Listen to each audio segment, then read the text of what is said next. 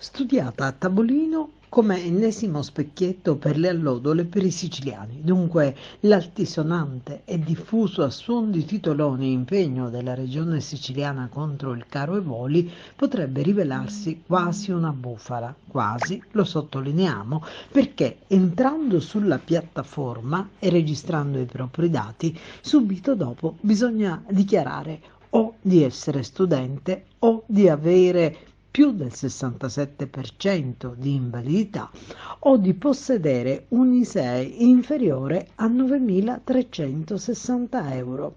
Il tutto, come è giusto sia, con assunzione di responsabilità in caso di dichiarazioni mendaci. E allora ci chiediamo: perché si parli di un rimborso per i siciliani residenti? Perché si continuino a cercare altre compagnie che possano aderire alla campagna di propaganda? Perché si continua a prendere in giro il popolo siciliano? Attendiamo risposta.